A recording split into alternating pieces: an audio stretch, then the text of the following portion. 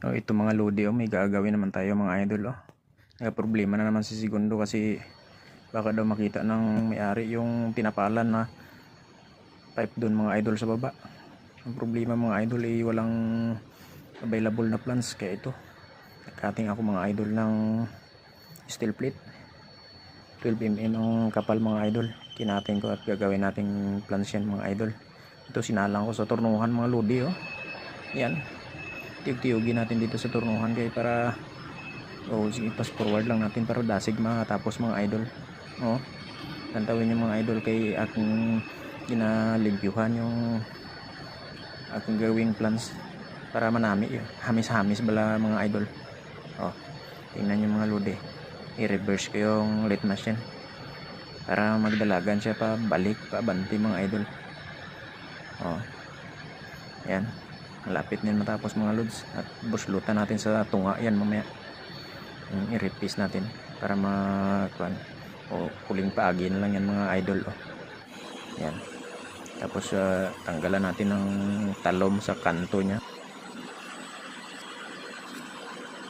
Ito gibuslutan ko ng mga idol. Pagyan ko ng maliit na drill bit nya muna, tapos yan yung malaki buslutan natin kasi 1/2 lang yan na tubo mga idol. Tapos ang dumating na tubo mga idol is galvanized pipe mga idol, ordinary pipe, wala lang hydraulic. Pwede na yan mga idol, tumagal lang ng mga 1 taon, okay na yan, makapal naman siya ito gibuslutan ko na yung plan sa gihimo ko.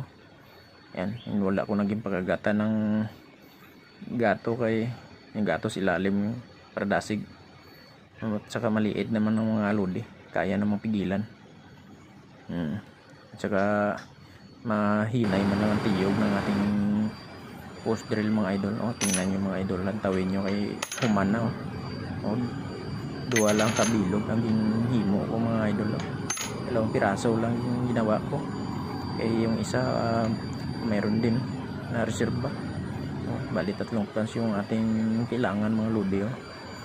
Yan, dito na tayo magbinder tayo ng tubo, 1/2 na tubo yan mga idol. Schedule 60, 1/2 by schedule 60 yan mga idol. Yan, bubabahin natin para magbaluktot yung tubo. Tingnan yung mga lodi kay bugnutin ko. I-release muna natin yung pressure. Bugnutin, lantawin yung mga idol. Laging baluktot na perfect na perfect mga idol. Dito sit up na, i-pit up natin mga lodi. Kaya ang style nya daw pasang-asang tirador yan mga idol. Lantawin nyo mamaya mga idol kay ikabit ko yan. Dito pit up na natin yung plans yan. Welding, masilaw man sa matao. Pasensya na kayo mga lodi kay wala tayong high tech na gamit mag video.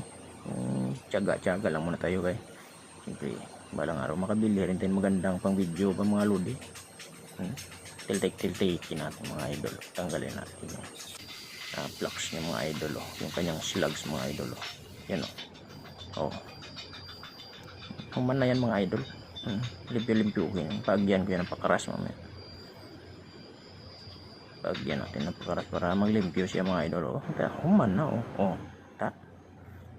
ready to kabit na yan mga idol. Yan. Yung welding natin vertical laway. Pangit yung welding pero importante yan mga idol. Hindi na talaga siya magtulo mga idol. Yan yung dati kasi doon mga idol may tapal yun, baka makita ng superintendent mga idol.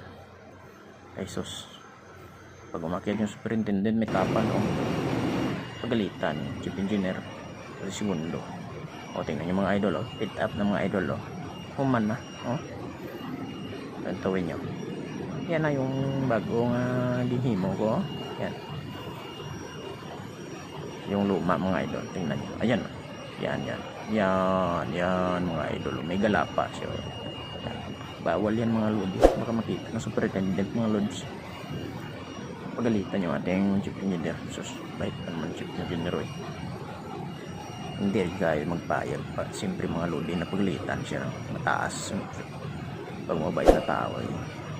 Pagsamahan din natin mga idol. Oh, salamat sa panonood mga idol.